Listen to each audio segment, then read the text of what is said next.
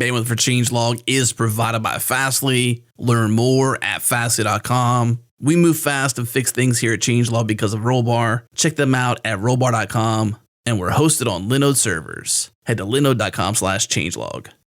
This episode is brought to you by DigitalOcean. They now have CPU optimized droplets with dedicated hyperthreads from best-in-class Intel CPUs for all your machine learning and batch processing needs. You can easily spin up their one-click machine learning and AI application image. This gives you immediate access to Python 3, R, Jupyter Notebook, TensorFlow, Scikit, and PyTorch. Use our special link to get $100 credit for DigitalOcean and try it today for free. Head to do.co/changelog. Once again, do.co/changelog.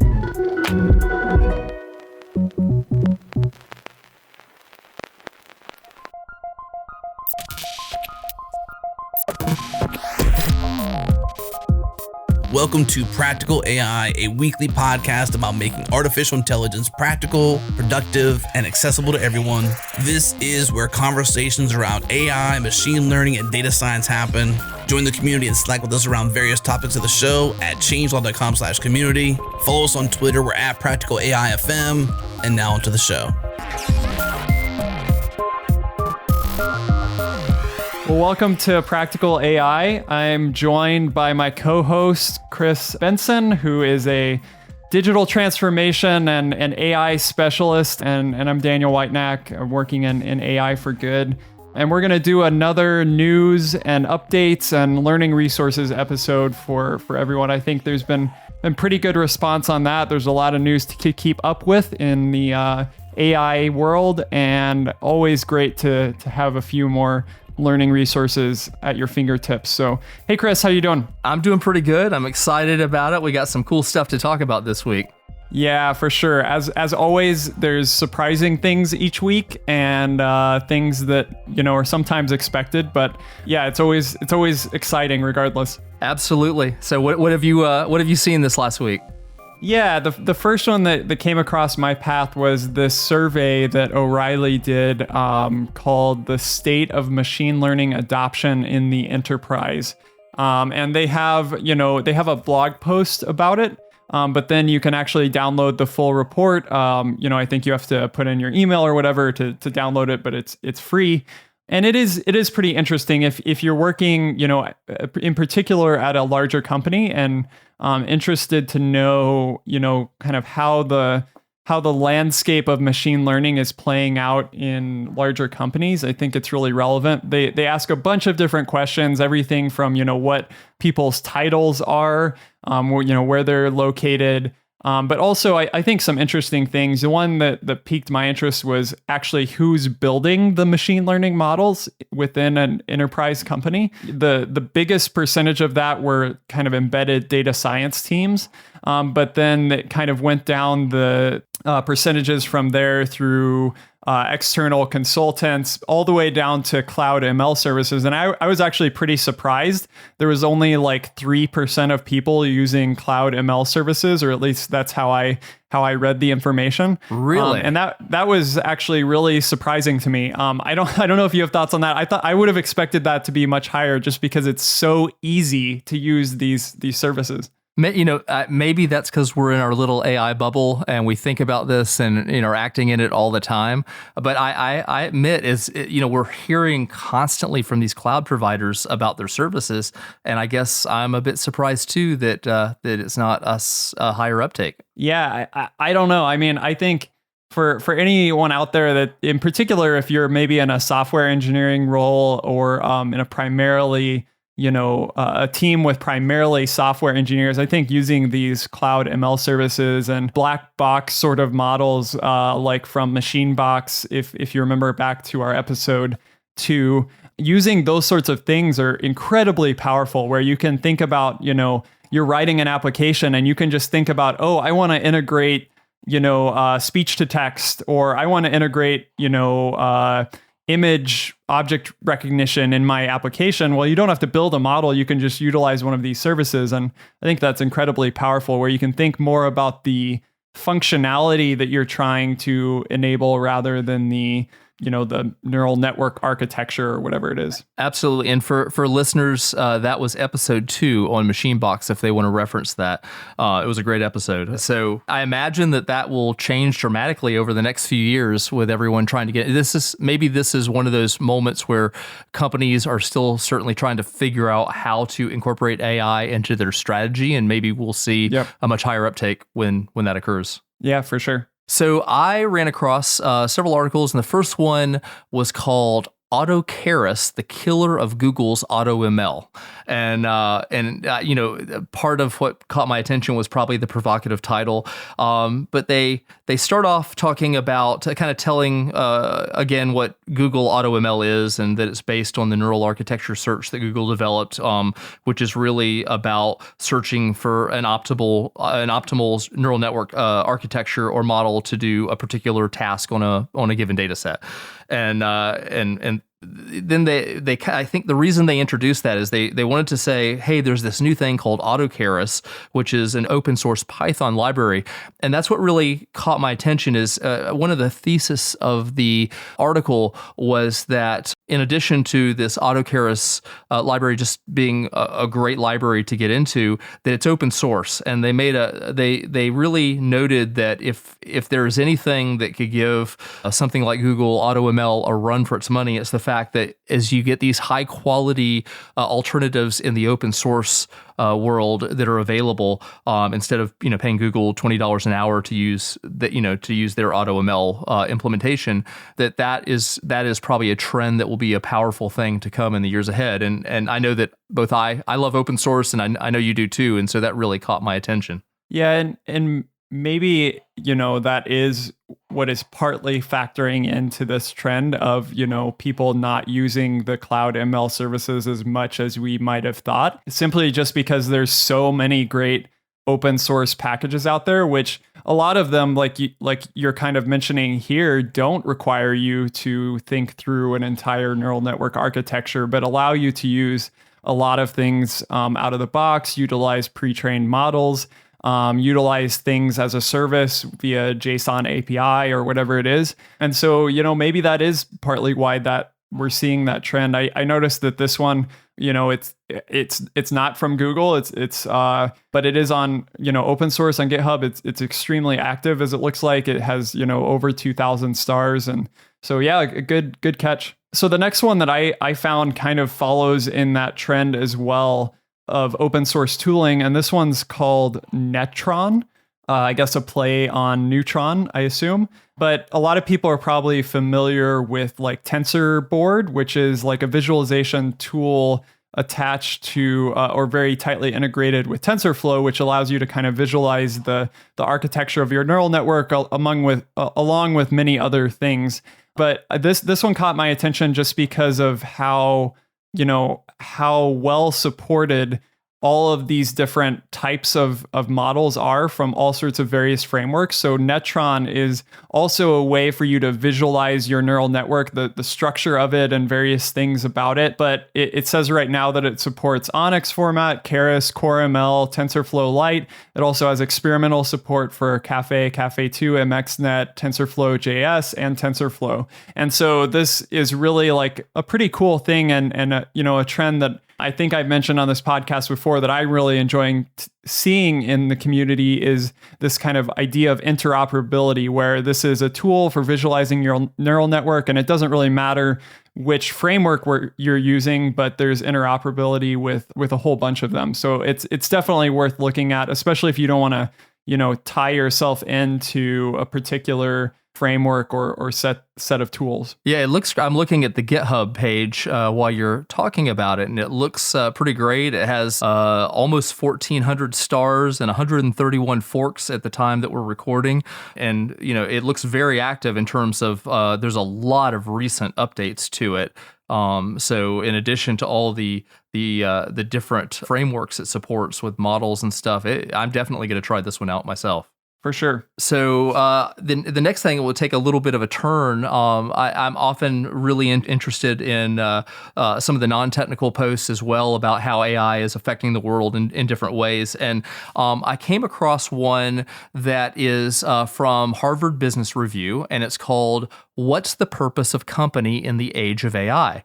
And, I'm often talking about digital transformation in general and how AI affects that. And so that caught my attention. But it was interesting to see Harvard Business Review seriously considering that with these new tools, how does that literally change the business functions, technology aside, that AI is introducing? And they kind of, to summarize it, they kind of came down to that from a business strategy standpoint, AI was really going to have an effect in one of the four following ways. And one is really AI being used to exploit existing advantage and to make that existing advantage more pronounced. They also talked a lot about trade-offs in terms of long-term and short-term. And we're all used to hearing about companies that get caught in the short-term, for stock market, for quarterly reporting and stuff like that. But that AI can be used to figure out what trade-offs make sense for moving companies more into a long-term perspective.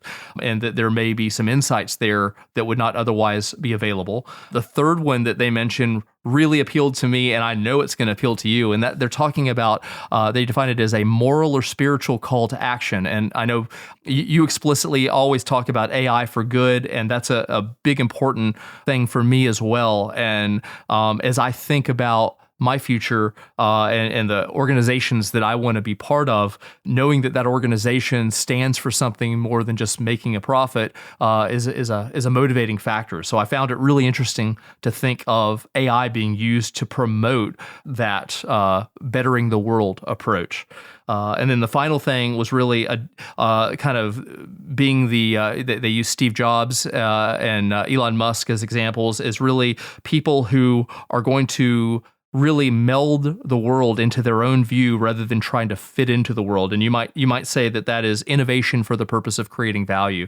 But I just like seeing this conversation where companies are recognizing how important this is and recognizing it's not just another tech coming in, but it's actually something that's going to affect the core way they operate. Yeah, this is great. I think this is a really great perspective, especially the things like you mentioned. I mean, the things that kind of pique my interest and coming from the AI for good perspective, in particular where, it talks about a moral or spiritual call to action. And I know I'm motivated, primarily by my Christian faith in terms of infusing a morality into the technology that I build. And I had a lot of those conversations with people lately where, the morality, if there is some in AI, is really driven by that of its creators. And so, to be a part of the development of AI is also to be a part of that kind of moral piece of it. And we really need to be having those conversations. And it's great to see that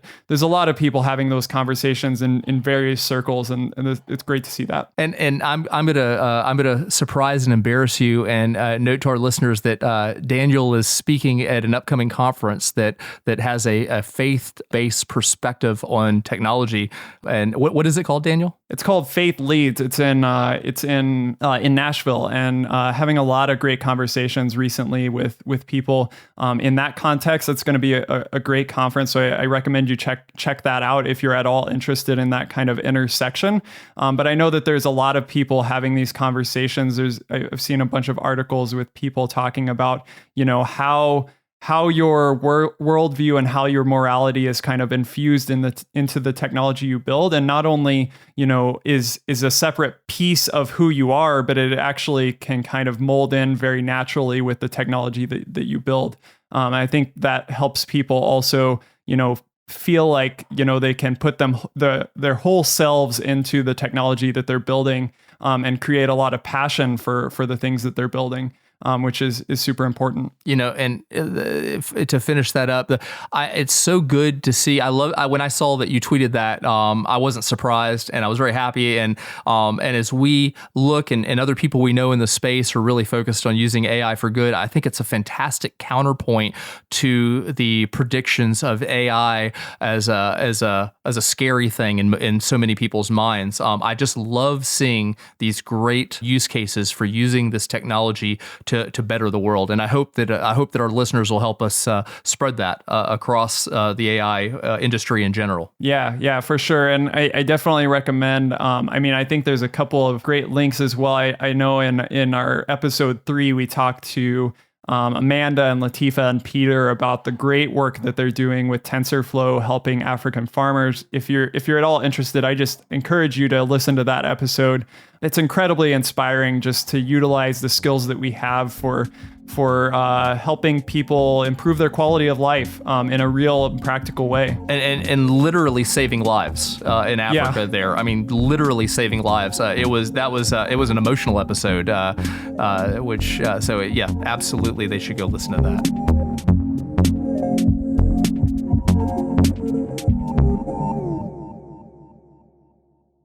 This episode of Practical AI is brought to you by Hired. One thing people hate doing is searching for a new job. It's so painful to search through open positions on every job board under the sun. The process to find a new job is such a mess. If only there was an easier way. Well, I'm here to tell you there is. Our friends at Hired have made it so that companies send you offers with salary, benefits, and even equity up front. All you have to do is answer a few questions to showcase who you are and what type of job you're looking for. They work with more than 6,000 companies, from startups to large publicly traded companies in 14 major tech hubs in North America and Europe. You get to see all of your interview requests. You can accept, reject, or make changes to their offer even before you talk with anyone. And it's totally free. This isn't going to cost you anything. It's not like you have to go there and spend money to get this opportunity. And if you get a job through Hired, they're even going to give you a bonus. Normally it's $300, but because you're a listener of Practical AI, it's $600 instead. Even if you're not looking for a job, you can refer a friend and Hired will send you a check for $1,337 when they accept the job. As you can see, Hired makes it too easy. Get started at hired.com/practicalai.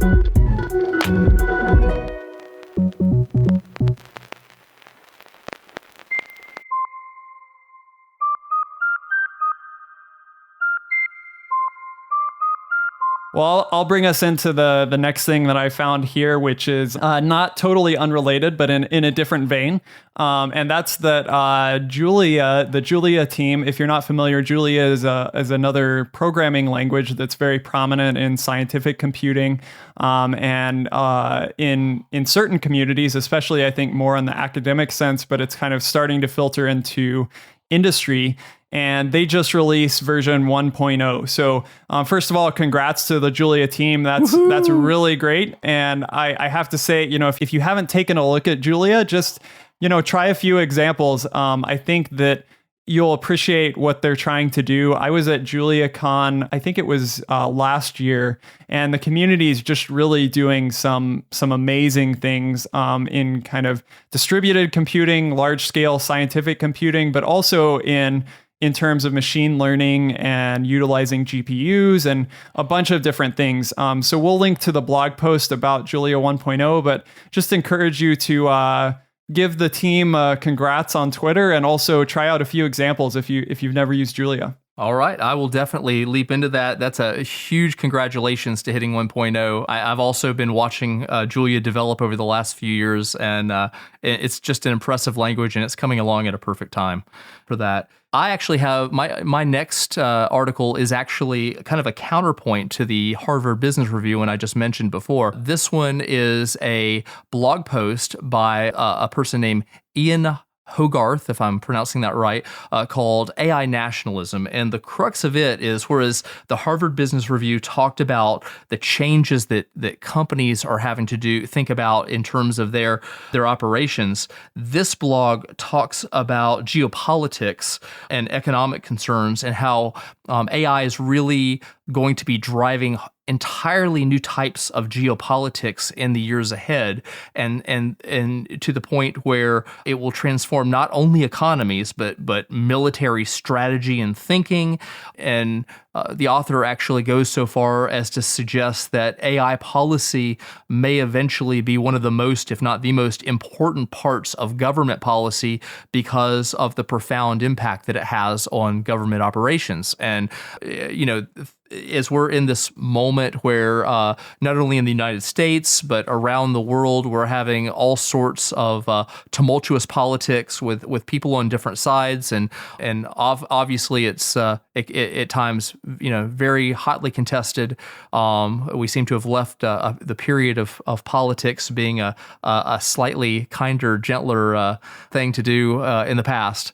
But as we think about how AI may affect this, I just found that an interesting thought process. And he goes on in this article in quite a lot of detail in a bunch of areas, far more than we can cover in the podcast. So I would certainly encourage listeners to take a read and be thoughtful about it. Yeah, and I definitely will take a look at that and take that perspective in.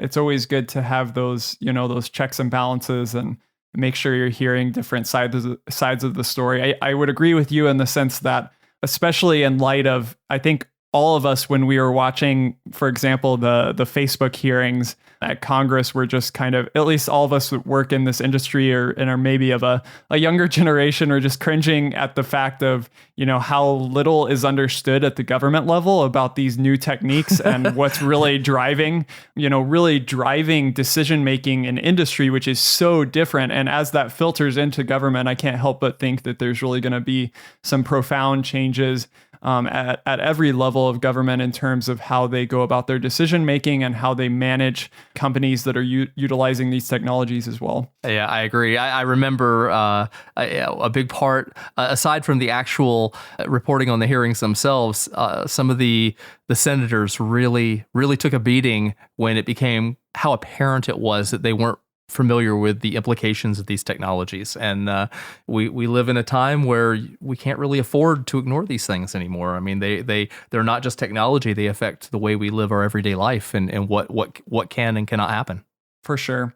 So now on to what really matters in the global context, which is video games. I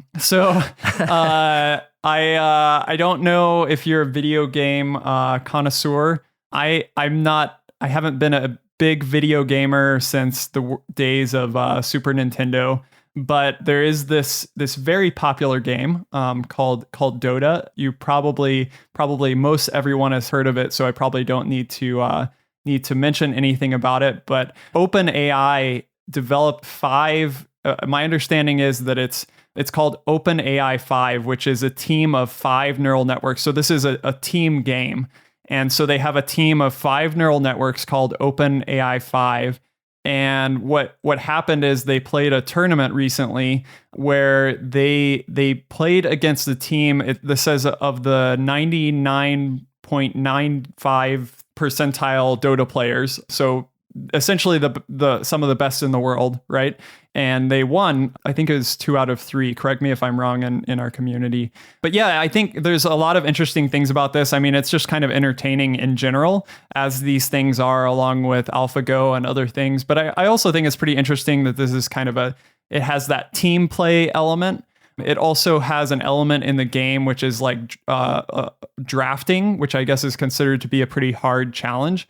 And so there's a lot of facets to this that are pretty interesting. And so if you're interested in Dota or if you're interested in these sorts of game playing neural networks, this is a really unique one and one to look into. And there's some videos online and all of that good stuff that you can dive into. That's really interesting. It's funny how, and I'm not a big gamer either, so I won't really go too far because I'm out of my depth. But we've seen so many demonstrations of AI capabilities in recent years through gaming in different ways, in different capabilities, and so I'm always wondering what's going next. And so this is a fascinating one. I guess are we wanting to move into some learning resources at this point? Let's do it. Let's learn something. Okay, sounds good. You want to go for it? Sure. Yeah. So what I was going to point out this week for people to try out is the PyTorch tutorials. So if you just search for PyTorch tutorials, of course we'll include it in the show notes, but search for that. The reason why I mentioned this is I'm actually going through some of these now and have been for a bit in preparation for some workshop materials that I'm putting together and some online course materials, which hopefully I'll be sharing in a future learning resources episode.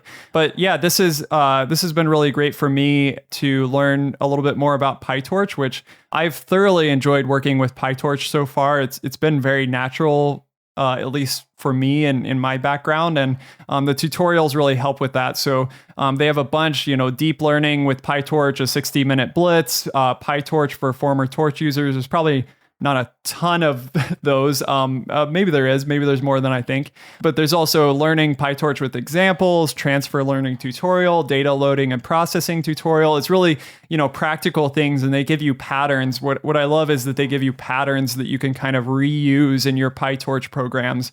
So you're not always starting from scratch. You kind of do a lot of copy paste and go from there. Yeah, this is a really rich set of tutorials that they have here as I'm looking through it. It's as we've talked about different frameworks over time, and we really have a great set of resources by each of the frameworks. This PyTorch one is awesome. We've talked about TensorFlow and Keras and various others in the past, but if someone out there is listening and thinking about looking at this, see one that feels right and just dive into it. There's so many great examples where you can take whichever framework, PyTorch or others, and start doing stuff. That just jump into the pool and start doing stuff, and you'll find that you can get productive pretty quickly there. Yeah, just jump in and try to run something that works, right? And then go from there. You don't have to feel like you need to understand every little piece of it before you run something. Just take one of these and try it, run it, see if it works, and then try to start thinking about, when could I use this with my own data? Or what if I modified it to do this or that? And, take that approach, I think, is really useful. Okay. I ran across something about it's almost meta about learning. It was on Lifehacker, and it's how to get started in machine learning and robotics. And before we go on, next week we're going to be interviewing Chris DeBellis on robotic perception using Mask RCNN, and with that in mind as a future thing, and thinking about crossing machine learning and robotics. This was interesting not only because I knew that was coming. But also because it talks about these two gentlemen, and I'm not going to say their names because I'll butcher it terribly. The link is in the show notes, but it notes that one of them at least was 20 years old, maybe both of them, and they were trying to get started in this, and they were involved in a hackathon, and they just kind of talked about some of their lessons learned about how to get started in this field. And there's so many people, whether you're 20 or 40 or 60, there's so many people that are starting to move into this that I thought that they had a really great perspective, and a couple of the key things that they said, that if you're starting out, they refer to it as cross the streams. And what they meant by that is to think out of the box and not think about the problem you're trying to solve in the way everybody that came before you might have solved that with previous technologies. With new advancements happening so fast, and with robotics, it may not just be from an algorithmic standpoint, it might be the sensors that you're using and where sensors are applied and how they're combined and stuff. And they basically said, go for something that other people aren't necessarily doing and see if you can make it work. And then the next thing they said is get an assignment, and that is to make it real. They were involved in a hackathon, and in that perspective, they had a set time limit to knock some code out. And that with that time approaching quickly, you have to produce whatever you can in a short amount of time, but that forced them to really think quickly and act on it quickly and see what they could produce. And that assignment, they said, made a big difference. And finally, when you have your assignment, they said, break down your project instead of being overwhelmed and saying, "Oh my gosh, we've taken this very ambitious assignment on in terms of how we're going to approach, and we have a set timeline." They just said, break it down to pieces, just like you would if you were a software engineer or any one of many other things. It's a project, and a project is a big thing that's composed of lots of little things. And they said that they would basically divided and conquered the project, and were able to use open source tools like like Pandas, which I know you mentioned in our last conversation, and they were able to turn out a good product. And I just thought it was a great attitude with some great practical advice for doing practical AI at an entry level. And I wanted to share that with our listeners. Awesome. Yeah. And there's a bunch of resources. If you're looking, maybe you don't have a hackathon near you, or something like that. If you're looking for a project to get started with, you feel like you've built up some skills and want to try them out, there's a bunch of ways to do that remotely as well. Of course, you can try out different competitions and stuff, but there's also things like DataKind. If you're not familiar with that, that's a way to volunteer on real projects related to social good, things like poverty and global warming and public health. There's a lot of ways to get involved, and if you're interested and need some help in finding some of those opportunities, make sure and pop over to our community. We have a Slack channel. You can find that at changelog.com/community. There's a practical AI channel in that Slack, and we'd be happy to talk through some of those things. Or if you have interesting news coming your way, keep us up to date with what you're finding interesting, and we'll look forward to hearing from you. Yeah, we do have a great group of listeners that are active on those in Slack. Also on LinkedIn, we have a practical AI group on LinkedIn, which we actively monitor. So and we're on social media. So there's a lot of great ways of reaching out. We are very accessible, and so don't hesitate to reach out to us and give us your feedback, suggestions, and we're looking forward to those conversations.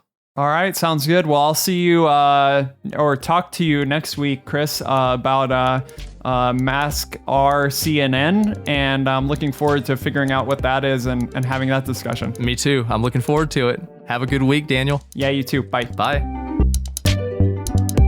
All right, thank you for tuning into this episode of Practical AI. If you enjoyed this show, do us a favor, go on iTunes and give us a rating. Go in your podcast app and favorite it. If you are on Twitter or a social network, share a link with a friend. Whatever you got to do, share the show with a friend if you enjoyed it. And bandwidth for changelog is provided by Fastly. Learn more at Fastly.com. And we catch our errors before our users do here at Changelog because of Rollbar. Check them out at rollbar.com/changelog. And we're hosted on Linode cloud servers. Head to linode.com/changelog. Check them out. Support this show. This episode is hosted by Daniel Whitenack and Chris Benson. Editing is done by Tim Smith. The music is by Breakmaster Cylinder. And you can find more shows just like this at changelog.com. When you go there, pop in your email address, get our weekly email keeping you up to date with the news and podcasts for developers in your inbox every single week. Thanks for tuning in. We'll see you next week.